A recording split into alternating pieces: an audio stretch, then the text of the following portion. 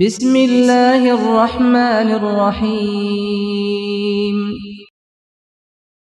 دارالہدا، بہترین ریکارڈنگ، معیاری اور سستی کیسٹس اور سیڈیز کا مرکز۔ دارالہدا۔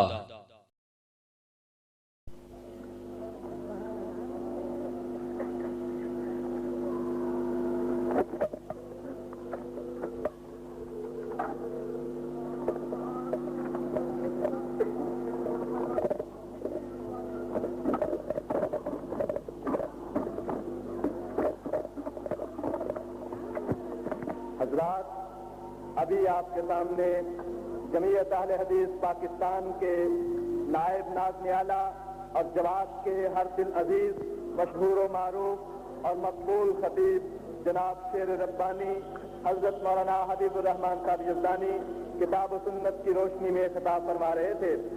حضرات، اس سے پہلے کہ ہمارے دلوں کی دھڑکن خطیب عالم اسلام، قائد عالم اسلام، قائد اہل حدیث حضرت علامہ احسان الہی صاحب ظہیر تشریف لائیں، ایک دو اعلان جو ہے وہ سماعت فرمائیے۔ اہل حدیث یوتھ فورس حلقہ تاج پورہ کے زیر اہتمام 28 مارچ کو انشاءاللہ العزیز بعد از نماز عشاء تاج پورہ کی محمدی مسجد کے اندر ایک جلسہ عام ہو رہا ہے، جس میں ہمارے عظیم قائد، ہمارے محسن جناب حضرت علامہ احسان الہی صاحب ظہیر اور جواد کے ہر دل عزیز خطیب جناب قاری عبدالحفیظ صاحب فیصل آبادی خطاب فرمائیں گے۔ اسی طرح 2 اپریل کو جامع مسجد اہل حدیث رشید پورہ میں اہل حدیث رشید پورہ کے زیر اہتمام ایک جلسہ منعقد ہو رہا ہے، جس میں شیر ربانی حضرت مولانا حبیب الرحمان صاحب یزدانی خطاب فرمائیں گے۔ اس کے ساتھ ساتھ ایک اور اعلان کرنا چاہتا ہوں، یہ ہماری بہت بڑی خوش قسمتی ہے کہ حضرت خطیب ملت قائد اہل حدیث حضرت علامہ احسان الہی صاحب ظہیر اس جمعۃ المبارک سے مرکز اہل حدیث 53 لارس روڈ میں خطبہ جمعۃ المبارک ارشاد فرمایا کریں گے۔ مسجد سینے والی ان کی کاتاور شخصیت کے مناسب نہیں تھی، اور نہ ہی ہم یہ سمجھتے تھے کہ ہمارے عوام، ہمارے افراد ان سے کما حق مستفید ہو سکتے ہیں۔ ان کو اس بات کے مد نظر مجبور کیا گیا کہ آپ مرکز اہل حدیث میں اپنی مرکزی شخصیت کے بالکل عین مناسب اپنی تمام تر قد آور تعلیم اور اپنی عظمت و عزت کے باوسط آپ مرکز اہل حدیث میں خطبہ ارشاد فرمایا کریں۔ الحمدللہ وہ اس جمعۃ المبارک سے خطبہ جمعہ جو ہے وہ مرکز اہل حدیث 53 لارس روڈ میں ارشاد فرمایا کریں گے۔ اس سے قبل کہ قائد عالم اسلام تشریف لائیں، میں ایک مرتبہ پھر جماعت اہل حدیث کے بہترین شاعر جناب محمد حسین صاحب مخلص سے گزارش کروں گا کہ وہ تشریف لائیں اور ایک اور نظم پیش کریں۔ جناب محمد حسین مخلص۔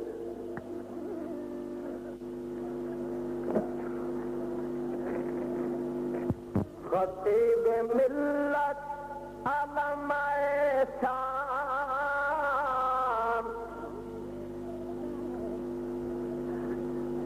خطیب ملت علامہ احسان، غیر ملکات پاکستان سے دنیا من گئی ہے۔ خطیب ملت علامہ احسان، غیر ملکات پاکستان سے دنیا من گئی ہے۔ نظام چلتی حدیث و قرآن، نظام چلتی حدیث و قرآن، اے آنکھیں حبیب الرحمان سے دنیا من گئی ہے۔ علامہ احسان یہ دین دا سپاہی، علامہ احسان یہ دین دا سپاہی، قرآن تے حدیث دا ظہیر ہے شدائی، قرآن تے حدیث دا ظہیر ہے شدائی، اپنے مسلک دا ہے ترجمان، اپنے مسلک دا ہے ترجمان، کرتا ہر جاتے حق اعلان تے دنیا من گئی ہے نظام چلسی حدیث و قرآن اے آنکھیں حبیب الرحمان تے دنیا من گئی ہے جمعیت الحدیث دا جمعیت الحدیث دا ہے موتی انمول جمعیت الحدیث دا ہے موتی انمول علامہ پوری دنیا دی بولی لیندا بول علامہ پوری دنیا دی بولی لیندا بول خطاب کردا ہے جدوں اے جوان خطاب کردا ہے جدوں اے جوان صدام آنکھے خطیب علی شان تے دنیا من گئی ہے قید ملت علامہ احسان غیر ملک ملت علامہ احسان غیر ملک تے پاکستان تے دنیا من گئی ہے اسلام نال کیتائی ہن تے مذاق اسلام نال کیتائی ہن تے مذاق کو بلا دے چکر چ کیتا ہے خراب بلا دے چکر چ کیتا ہے خراب نہیں ہوندا منافق مسلمان ہوندی مومن دی کائے زبان تے دنیا من گئی ہے خطیب ملت علامہ احسان غیر ملک تے پاکستان تے دنیا من گئی ہے اور راجو اگے جا کے راجو اگے جا کے راجو اگے جا کے کرے التجائے راجو اگے جا کے جڑا کرے التجائے او بیگم تے بیٹی نو کرکٹ وکھائے بیگم تے بیٹی نو کرکٹ وکھائے ربا اس تو چھڑا ساڈی جان ربا اس تو چھڑا آمین تاک دیو او ربا اس تو چھڑا ساڈی جان اس کیتا ہے کافی پریشان تے دنیا من گئی ہے او 90 دن آنکھ کے گزارے 10 سال 90 دن آنکھ کے گزارے 10 سال اسلام کے محافظ میں چلی کیسے چال ایش کرتے پہن حکمران ایش کرتے پہن حکمران ان غریبوں بیچارے پریشان تے دنیا من گئی ہے خطیب ملت علامہ احسان غیر ملک تے پاکستان تے دنیا من گئی ہے غیر ملک تے پاکستان تے دنیا من گئی ہے او ایک ایک شک دے ایک ایک شک دے ایک ایک شک دے راز دتے کھول او دل دے ہمیاں نو بیٹھے سارے کول دل دے ہمیاں نو بیٹھے سارے کول یا منو یا منو میری جان اے آنکھے علامہ احسان تے دنیا من گئی ہے خطیب ملت علامہ احسان غیر ملک تے پاکستان تے دنیا من گئی ہے علامہ احسان دا یہ پیغام ملک ویلی آوگے خالص سلام اسے کیتے جو بنیا پاکستان اسے کیتے جو بنیا پاکستان منافق لیڈروں نے کیتا نقصان تے دنیا من گئی ہے یوتھ فورس سے جوان کیتا چمن آباد یتانی دی دعائے ذہن شاد باد ملک کیتے مسلک کیتے جو آ گئے میدان شالا جیون ہمیشہ نوجوان تے دنیا من گئی ہے مخلص ہون کر کلام دی بس مخلص ہون کر کلام دی بس علامہ دی قیادت آئی ڈاٹے چس اپنے مخلص دا رکھنا دیان اپنے مخلص دا رکھنا دیان شالا جیوے علامہ احسان دے دنیا من گئی ہے. یہ میری نظم چھپی ہوئی ہے, آخر پہ آپ حضرات لے لیں.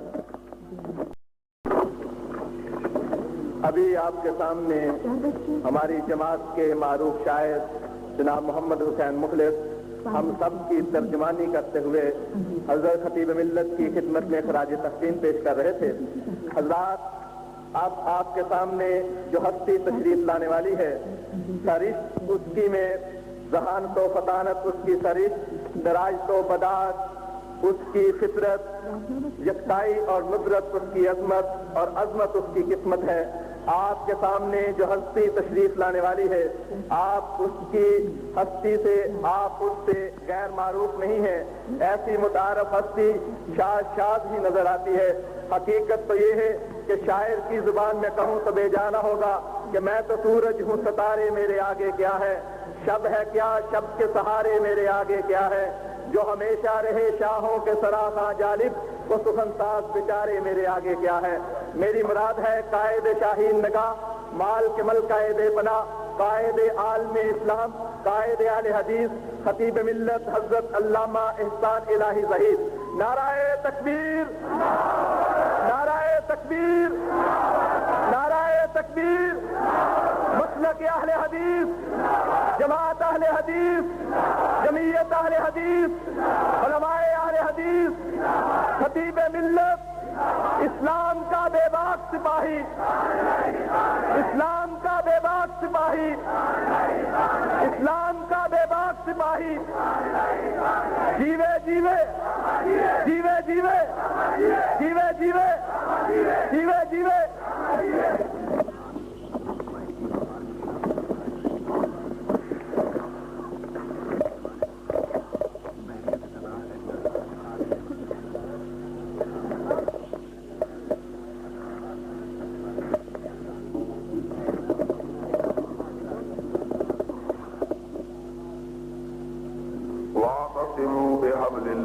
جميعا ولا تفرقوا واذكروا نعمة الله عليكم إذ كنتم أعداء فألف بين قلوبكم فأصبحتم بنعمته إخوانا وكنتم على شفا حفرة من النار فأنقذكم منها كذلك يبين الله لكم آياته لعلكم تهتدون. حضرات, میں اپنے ان نوجوان ساتھیوں, بھائیوں اور بیٹوں سے زیادہ آپ حضرات کا شکر گزار ہوں کہ آپ نے ان ساتھیوں نوجوانوں کی حوصلہ افزائی کی اور انہوں نے یہاں آج اللہ کے نام پر جو مجلس بپا کی ہے, آپ نے اسے رونق بخشی.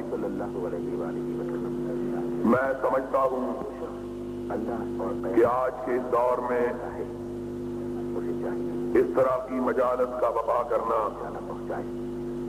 اور پھر ان میں حاضری دینا, اگر یہ کسی چیز کی علامت ہے تو اس چیز کی علامت ہے کہ اس گئے گزرے دور میں بھی اللہ اور اللہ کے رسول کرنے سے محبت کرنے والوں میں کوئی کمی نہیں آئی ہے. میں انتہائی اختصار کے ساتھ ملک کے موجودہ حالات اور کتاب و سنت کی روشنی میں ان حالات کی نقاب کشائی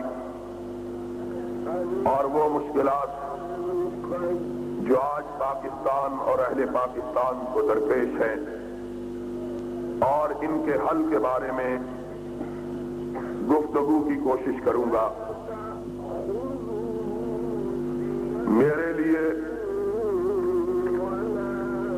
یہ ایام بڑے مشکل ہوتے ہیں.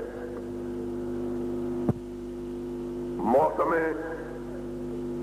گرما اور سرما سرما کے درمیانی دن، چاہے سرما کی آمد ہو چاہے گرما کی آمد ہو، اس لیے کہ یہ دونوں موسم بہار کے موسم کہلاتے ہیں، اور ان موسموں میں بڑی کثرت کے ساتھ لوگ پاکستان کے مختلف شہروں اور بستیوں میں جلسوں کا انعقاد کرتے ہیں، اور پھر ان کا اصرار ہوتا ہے ہر جگہ سے کہ میں ان کے ہاں ضرور حاضری دوں، اور باوجود میری گزارشات کے اور اس بات کے کہ پاکستان کے ہر بڑے قصبے اور ہر بڑے شہر میں میں حاضری نہیں دے سکتا، لیکن لوگوں کا اصرار انکار پر غالب ہی آتا ہے، اور پھر میرے لیے یہ دن اور بھی زیادہ مشکل اس لیے ہو جاتے ہیں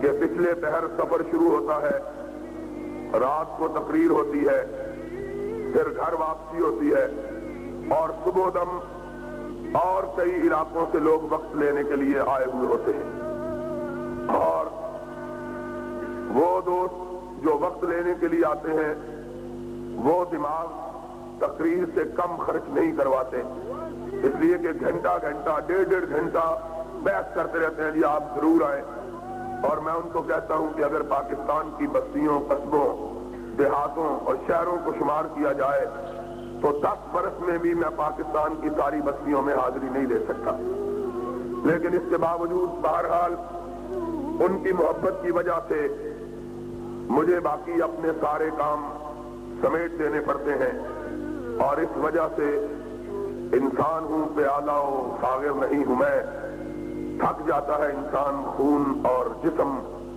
اور انسان جو گوشت پوست کا مرکہ ہوتا ہے اس کے اندر اتنی ہمت طاقت نہیں ہوتی کہ وہ دن رات اتنا صبر کر سکے۔ میں سمجھتا ہوں کہ میرے بھائی اور میرے ساتھی اور میرے دوست خطبہ حضرات مولانا یزدانی صاحب، قاری عبدالحفیظ صاحب، مولانا عبداللہ شیخو پوری صاحب، مولانا عبدالعلیم صاحب اور دیگر بھائی جو یہ دن رات سفر کرتے رہتے ہیں، ان کی بڑی بہادری کی بات ہے، لیکن میں واقعی طور پر بیٹھ کر تقریر کرنا پسند نہیں کرتا، لیکن کیا کیا جائے کہ کھڑے ہونے کی طاقت نہیں ہے، اس لیے وقت بھی کافی بیت چکا ہے۔ میں چاہوں گا کہ یہ جو وقت مجھے ملا ہے اور یہ موقع جو مجھے میسر آیا ہے آپ سے ہم کلام ہونے کا، اس موقع کا کوئی لمحہ بھی کسی ایسی بات میں صرف نہ کروں جو میرے لیے، آپ کے لیے، ملک کے لیے، قوم کے لیے یا ہماری آخرت کے لیے مفید نہ ہو۔ انشاءاللہ میں کوشش یہ کروں گا کہ اپنی ساری ثقافتوں کے باوجود اپنی توانائیوں کو بروئے کار لا کر آپ کی خدمت میں کتاب و سنت کی روشنی میں کوئی حق کی بات کہہ سکوں۔ آپ اللہ سے دعا مانگیے، اللہ مجھے سچ اور حق کہنے کی توفیق عطا فرمائے۔ آپ جانتے ہیں ہمارا ملک اس وقت بڑے کڑے حالات سے گزر رہا ہے، اور یہ صرف پاکستان کی بات نہیں ہے بلکہ سارا عالم اسلام اس وقت جن حالات سے دوچار ہے، ایسے حالات عالم اسلام پر کبھی وارد نہیں ہوئے۔ اس وقت دنیا میں مسلمان بہت بڑی تعداد میں، اتنی بڑی تعداد کہ 1400 برس کی اسلامی تاریخ میں مسلمانوں کی کبھی اتنی تعداد نہیں ہوئی ہے جتنی آج ہے۔ آج کے اعداد و شمار کے مطابق مسلمان 1 ارب 20 کروڑ سے زیادہ ہے، 1.25 ارب کے قریب مسلمانوں کی تعداد ہے، اور دنیا میں اس وقت مسلمانوں کی 45 سے زیادہ سلطنتیں، مملکتیں، حکومتیں موجود ہیں۔ 40 اور 5 45 سے زیادہ ملک ایسے ہیں جو مسلمانوں کے ہیں، جہاں مسلمان حکمران ہیں، مسلمان سربراہ ہیں، اور اس کے ساتھ ساتھ آج مسلمانوں کے پاس اتنی دولت ہے، اتنا مال ہے کہ اتنی دولت اور اتنے مال کا کبھی تصور بھی نہیں کیا جا سکتا تھا۔ مجموعی طور پر جو مال و دولت ہے اس کا کیا کہنا، انفرادی طور پر بعض مسلمانوں کے پاس اتنا سرمایہ موجود ہے کہ کبھی اتنا سرمایہ دنیا کے بادشاہوں کے پاس بھی نہیں ہوتا تھا۔ عام آدمیوں کے پاس، عام مسلمانوں کے پاس اتنا سرمایہ ہے۔ ابھی پچھلے دنوں دنیا بھر کے اخبارات میں بھی اور پاکستان کے اخبارات میں بھی ایک شخص ہے جس کا نام ہے عدنان خاشق جی، اس کا تذکرہ اخبارات میں بڑے تسلسل کے ساتھ آیا ہے۔ اس کے بارے میں ایک عام آدمی ہے، سعودی عرب کا رہنے والا ہے اور اب امریکہ اور یورپ میں رہتا ہے۔ اس کے متعلق اخبارات نے لکھا کہ اس کا ذاتی خرچہ روزانہ کا 18 لاکھ روپے ہے۔ وہ خرچہ جو کاروباری نہیں ہے، صرف وہ خرچہ جو اپنی ذات پہ صرف کرتا ہے، وہ 18 لاکھ روپیہ روزانہ ہے۔ اتنی دولت، اتنا مال، اور اس کی ایک ملک کے اندر زمین جو ہے وہ 4 لاکھ ایکڑ سے زیادہ ہے، صرف ایک ملک میں۔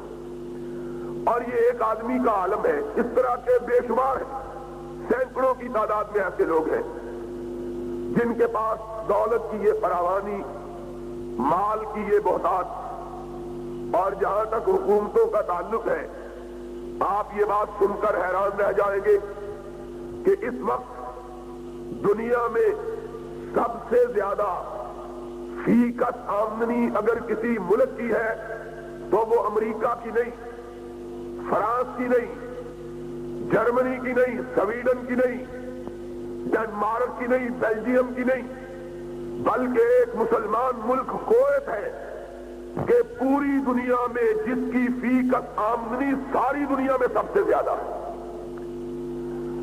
یہ مسلمانوں کا حال ہے۔ مال، دولت، تعداد، ملک، لیکن اگر ہم ان کے حالات کو دیکھیں تو ضربت علیہم الذلۃ والمسکرہ، جتنے آج مسلمان ذلیل ہیں، خوار ہیں، پریشان ہیں، بے کس ہیں، بے بس ہیں، مظلوم ہیں، مقہور ہیں، کائنات کے کسی دور میں مسلمان اتنے بے کس نہیں ہوئے۔ جتنے آج مسلمان ذلیل ہیں، خوار ہیں، دنیا کی ساری تاریخ میں مسلمان کبھی اتنا ذلیل نہیں ہوا۔ کبھی ہم نے اس بات پہ غور کیا ہے کہ تعداد سب سے زیادہ، مال بہت زیادہ، ملک لا تعداد، اور ذلت بھی انتہا، سبب کیا ہے؟ وجہ کیا ہے؟ اس کی علت کیا ہے؟ یہ کیوں ہے کہ کبھی ہم 313 تھے، صرف 313، اور کوئی ہماری طرف ٹیڑھی نظر کر کے دیکھنے کی جرات نہیں کرتا تھا، اور آج ایک ایک مسلمان ملک کو دیکھ لو، 10 کروڑ مسلمانوں کا سربراہ ہے ضیاء الحق، اور فوجی ہے، جرنیل ہے، سینے پہ 20 ستارے لگائے ہوئے ہیں، 20 تمغے سجائے ہوئے ہیں، اور حالت کیا ہے؟ راجیو گاندھی کی بیوی کے سامنے رکوع میں جھکا ہوا ہے۔ کھلو جاؤ بھائی، تسی بڑے ہی کالے ہو، ایک ادھروں بولے ہیں وجہ کی، ایک ادھروں بولتے ہیں، عجیب بات ہے۔ پہلے بات تو سن لو۔ پھر اکٹھے ہی لڑیں گے اس سے. تم تو گھر جا کے سو جاؤ گے, اکیلا میں یہاں کھڑا رہ جاؤں گا.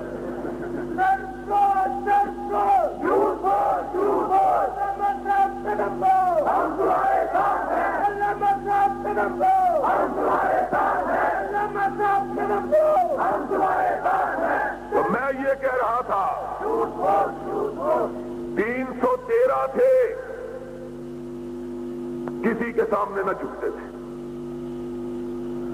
آج 1 ارب 20 کروڑ ہے. اوروں کو چھوڑو, ہم اس ملک میں 10 کروڑ ہیں. 10 کروڑ اگر مرنے کا عزم کر لیں, رب کعبہ کی قسم ہے, مشرق و مغرب مل جائے, روس امریکہ کی قوتیں اکٹھی ہو جائیں, یہ 10 کروڑ اللہ کی راہ میں مٹنے کا عزم کر لے, ساری کائنات مل کے ان کو مٹا نہیں سکتی ہے. آج سبب کیا ہے؟ صرف 313 تھے, صرف 313, اور مکے سے نکل کر مدینے پہ یلغار کرتے ہوئے آئے. چڑھائی کی رحمت کائنات علیہ الصلوۃ والسلام, خبر ملی حالات انتہائی دگرگوں, صورتحال انتہائی پریشان کن. مدینہ طیبہ چھوٹی سی بستی, اور مسلمان 2 طبقوں کے, ایک ہجرتوں کے ستائے ہوئے, ایک مہاجروں کا بوجھ اٹھائے ہوئے. 2 طبقے مسلمانوں کے, کچھ ہجرتوں کے مارے ہوئے, اپنے وطن سے نکالے ہوئے, اپنے گھروں سے بے گھر کیے ہوئے, اپنی دولت لٹائے ہوئے, اپنے بچے چھنوائے ہوئے, اپنے دلوں پہ چرکے کھائے ہوئے, اپنے سینوں پہ زخم سجائے ہوئے اس طرح نکلے.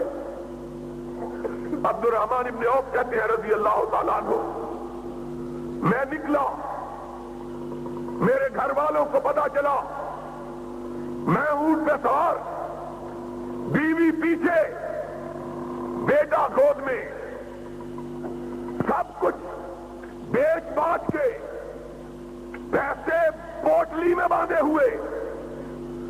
سب سے پہلے سسرال والوں کو علم ہوا, بھاگے ہوئے آئے, میرے اونٹ کی مہار تھام لی, کہنے لگے جانا ہے تو جاؤ, ہماری بیٹی چھوڑ کے جاؤ. بیوی چھین لی. پھر اپنے گھر والے آگے, کہاں کہاں جاتے ہو؟ کہا مدینے والے کے پاس جاتا. کہا پھر یہ بیٹا ہمارا ہے, اس کو ساتھ نہیں لے جا سکتے. کہا دل پہ چوٹ پڑی, اپنا لخت جگر, اپنا بیٹا, اور بیٹے کی محبت صرف باپ جانتا ہے, اوروں کو علم نہیں کہ بیٹا کس کو کہتے ہیں. جس کو رب نے بیٹا دیا ہو یا اس سے قدر پوچھو, یا جس کو دے کے چھین لیا ہو اس سے قدر پوچھو. کہا یا بیٹا چھوڑ دو یا محمد کی محبت چھوڑ دو. کہا ایک دفعہ کب کبھی تاری ہو گئی, نگاہ اٹھائی, آسمان کی طرف دیکھا, پھر کہنے لگے ایک بیٹا, 1000 بیٹا ہو محمد پہ قربان ہے, لے جاؤ, پرواہ نہیں ہے. بیٹا چھینا. بھائی آئے, انہوں نے مال کی پوٹلی چھینی. بڑا بھائی آیا, اس نے اونٹ بھی چھین لیا. کہا جانا ہے تو اسی طرح جاؤ. کائنات کے امام کی بارگاہ میں پہنچے، ہونٹ بھوک سے پھٹ گئے تھے اور پیر چلنے سے پھٹ گئے تھے، پیروں سے بھی خون، ہونٹوں سے بھی خون۔ کائنات کے سردار، ثقلین کے تاجدار، امام ہدا نماز ظہر سے فارغ ہوئے، سلام پھیرا، پلٹ کے دیکھا تو سامنے عبد الرحمن کھڑے ہیں۔ کہا عبد الرحمن کب آئے؟ کہا اللہ کے حبیب ابھی آیا ہوں۔ کہا کہو کیسے آئے؟ کہا آقا سب کچھ لٹا کے آیا ہوں، دین بچا کے آیا ہوں۔ فرمایا عبد الرحمن دین بچا کے آئے ہو، سب کچھ لٹا کے آئے ہو تو کچھ بھی نہیں لٹایا ہے، جنت پا کے آگے ہو، اللہ کی رضا پا کے آگے ہو۔ یہ لوگ، ایک صحابی اٹھتا ہے، عبد الرحمن کا قصہ سنتا ہے، عرض کرتا ہے آقا بیوی بھی اس سے چھین لی، بیٹا بھی چھین لیا، دولت بھی چھین لی۔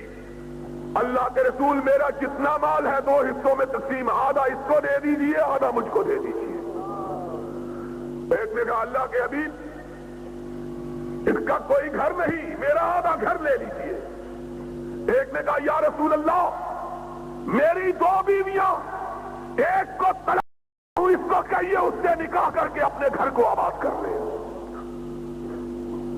کچھ ہجرتوں کے ستائے ہوئے، کچھ مہاجروں کے بوجھ اٹھائے ہوئے، کچھ امام کونین کی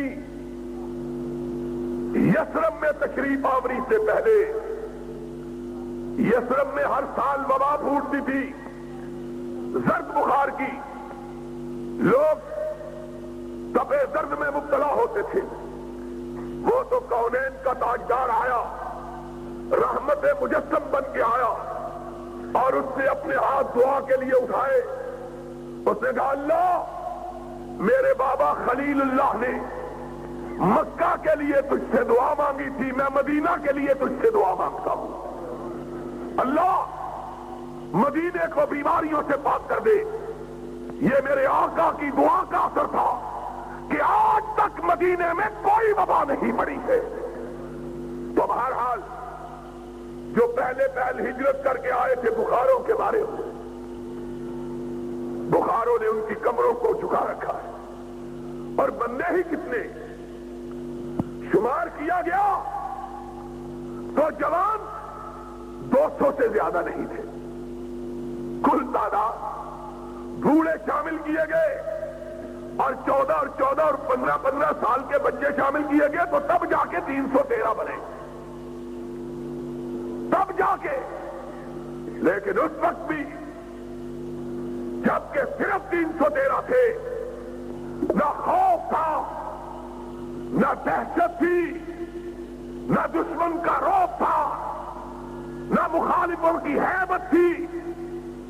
اگر تھا تو اپنے اللہ پر توکل تھا، اپنے رب پر اعتماد تھا۔ 10 کروڑ آدمی اس پاکستان کا باسی، اور تو راجیو گاندھی کے سامنے لمبا لیٹ گیا ہے اور سونیا کے سامنے رکوع کر رہا ہے۔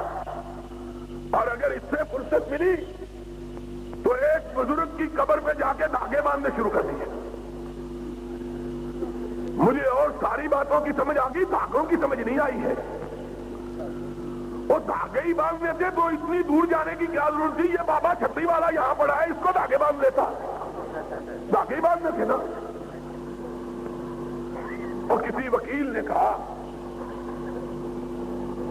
کسی بستی کے ایک چودھری نے کسی بندے کو قتل کر دیا، گاؤں میں بھی بڑے وکیل تھے، بندہ قتل کرنے والا چودھری تھا۔ گاؤں کے وکیلوں نے کہا بابا اس کے بیٹوں کو ہم کو وکیل کرو، ہم مقدمہ لڑیں۔ کہنے لگے نہیں یہ بڑا چودھری آدمی ہے، ہم شہر کا وکیل کریں گے۔ شہر کا وکیل کیا 3200 روپے پر، اس زمانے میں 3200 روپیہ بڑی بات، 3200۔ وکیل نے بڑا مقدمہ لڑا، آخر چودھری پھانسی چڑھ گیا۔ پنڈ کے وکیلوں کو پتا لگا کہ چودھری پھانسی لگ گیا، آئے چودھری کے بیٹوں کے پاس، کہا چودھری کا کیا بنا؟ او ضیاء الحق صاحب، اور کوئی مجسٹریٹ ہے تو لکھے، ان سی آئی ڈی والوں نے کیا لکھنا ہے بیچاروں نے؟ کسے پڑی ہے کہ جا سناوے، پیارے پی کو ہماری پتیاں، نہ انگ چہنا نہ نیند نینا، نہ آپ میں نہ بھیجے پتیاں، اور تو بے غیرت انسان ہے کہ اپنے سینے پہ تمغے لگائے ہوئے اور ایک ہندو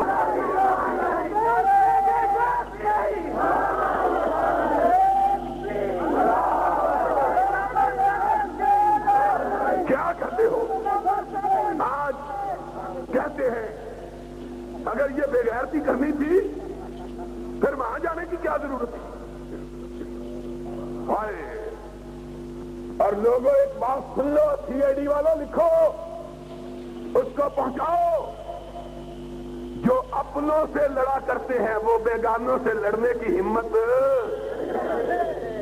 تم اپنوں سے ہمارے خلاف عورتوں کے اوپر چڑھ دوڑا، مارا عورتوں کو بڑا، جب بندے لڑنے کے لیے آئے تو اپنی بیوی کے پیچھے جا کے چھپ گیا، اس نے کہا اسد علیہ وفی الحروب نعامۃ، اور میرے خلاف تو شیر تھے، مردوں کے مقابلے میں بھیڑ بھی نہیں نکلے، ہم کو مارنے کے لیے تو بڑے دلیر، پولیس فوج، یہ بیچارے پولیس فوج ہمارے بھائی ہیں، ان بیچاروں کا کیا آخرت رکھ دیا ہے گزری۔ ابھی مسلمان، اور سوچو تو صحیح، آج بھی جس کے دل میں ایمان ہے، نبی کی وفات کی بات سن کر اس کی آنکھوں میں آنسو آ جاتے ہیں، آتے ہیں کہ نہیں آتے؟ نبی، اور جن کے پاس نبی تھا علیہ السلام، جو ان کے پیچھے نمازیں پڑھتے تھے، جو اس کے جھنڈے کے نیچے جہاد کرتے تھے، اور جو اس کے چہرہ پرانوار کو دیکھے، آج ان کو نبی کا چہرہ اقدس نظر نہیں آتا، کتنا بڑا غم ہے۔ میں کہتا ہوں سارے کائنات کے غم میں ایک طرف، اکیلے مدینے والے کی وفات کا غم، امام کائنات نہیں رہا، تو غم کا عالم یہ تھا کہ بلال نے حضور کی وفات کے بعد اذان کہنی چھوڑ دی تھی، اور جب لوگوں نے کہا کہ بلال اذان کیوں نہیں کہتے، تو اس نے کہا تھا اب اشہد ان محمد رسول اللہ کہہ کے میں کس کے چہرے کو دیکھوں گا؟ لوگوں کے غم کا عالم، غم کی حالت یہ تھی کہ لوگ کہتے تھے اگر ہمارے سینوں پہ بہت پہاڑ بھی رکھ دیا جاتا تو سینہ اتنا مچلا ہوا اور مسئلہ ہوا نہ دکھائی دیتا جتنا محمد کریم کی وفات سے دکھائی دیتا۔ اور فاطمۃ الزہرا نے کہا تھا صبت علی مصائب لو انہا صبت علی ایام سرن لیالیا، مجھ پہ میرے باپ کی وفات کے ساتھ اتنے غم ٹوٹ پڑے کہ اگر گم کر بیٹھا۔ اس نے تلوار نکال لی اور کہا جو کہے گا کہ محمد فوت ہو گیا میں اس کی گردن کو اڑا دوں گا۔ ہوش حواس کو مدینے میں اس طرح ہو بکا ہوا کہ اس طرح معلوم ہوتا تھا زمین کا کلیجہ شک ہو جائے گا، آسمان پھٹ جائے گا، اتنا لوگوں کو غم تھا۔ عین اس غم کے عالم میں خبر پہنچی کہ بلکہ مدینے پہ چڑھائی بھی کرنی ہے۔ ابھی یہ خبر ختم نہیں ہوئی، اور سنو سنو، ہمارا ضیاء الحق کہتا ہے ہم کس سے لڑے، ادھر انڈیا ہے ادھر کابل ہے۔ ہم نے کہا دشمن بھی دو ہی ہے، یا شمال کا ہے یا مشرق کا اور جنوب کا ہے، اگر تم ان سے نہیں لڑ سکتے تو فوج رکھنے کی ضرورت کیا ہے، پھر کراچی کے سمندروں سے لڑنا ہے۔ دشمن بھی ہماری مرضی کا چھوٹا سا ہونا چاہیے، تب ہم لڑیں گے۔ جس طرح ہمارے ہاں کبھی رستم زمان ہوتے تھے اور نوکی سے جھگڑا ہو گیا، اس نے ایک ہی پٹخی ماری، بازو نکل گیا، کہنے لگا بڑا بھائی مان ہے، میرا بازو توڑ کے مجھ کو گرانا چاہتا ہے۔ انہوں نے کہا کشتی کر رہے ہو پیار کر رہے ہو؟ ان کا مطلب یہ ہے رستم زمان ہم بنے کن کو گرا کے؟ مولوی عبد الخالق قدوسی کو گرا کے۔ تو یہ بیچارہ تو پہلے ہی گرا ہوا ہے۔ ضیاء الحق بھی یا بھٹو کی یتیم بیٹی سے، اور بیچارہ اس کا باپ ہمارا مقابلہ نہیں کر سکا، تم اس کی بیٹی سے مقابلہ کر رہے ہو۔ حالت کیا ہے؟ ان کا مطلب یہ ہے دشمن بھی ہماری مرضی کا۔ اور جب سیاچین میں انڈیا نے قبضہ جما لیا، انڈیا نے فوجی دور میں، سیاستدانوں کے دور میں نہیں، فوجیوں کے دور میں، ماشاء اللہ کے دور میں، کہتے ہیں قبضہ کر لیا، پھر کیا وہاں تو گھاس بھی نہیں ہوتی۔ یہ عجیب بات ہے، یہ عجیب جواب ہے۔ قومیں مقابلے کرنے کے لیے یہ سوچا کرتی ہیں گھاس ہوتی ہے کہ نہیں ہوتی۔ وہ کسی بھئیے کی طرح کہیں گے ہمارے ماموں کے گھر آنا تو پھر ہم سے لڑائی کرنا، پھر ہم تم کو دیکھیں گے۔ بھئی لڑائی کے لیے پہلے تمہارے ماموں کے گھر ڈھونڈے کدھر ہے؟ ان کا حال دیکھو ذرا، رونے کی بات ہے، رونے کی۔ جب 313 تھے تو ڈرے نہیں تھے، جب 313 تھے تو، اور اب 10 کروڑ ہے اور منہ پتیلے جتنے بڑے ہیں۔ 10 کروڑ، لیکن کونین کے تاجدار نے کہا تھا، کونین کا مومنوں کو لڑایا، نہ کسی کے پاس تیر تھا نہ تلوار تھی، کسی کے پاس نیزہ تھا تو ڈھال نہیں تھی، اگر کمان تھا تو چھوڑنے کے لیے تیر نہیں تھا، اگر تیر نہیں تھا، اگر تیر تھا تو بچاؤ کے لیے زرہ نہیں تھی، لیکن تھا تو رب پر ایمان تھا، اللہ پر اعتماد تھا۔ اور انہی کے متعلق اقبال نے کہا تھا کہ کافر ہے تو شمشیر پہ کرتا ہے بھروسہ،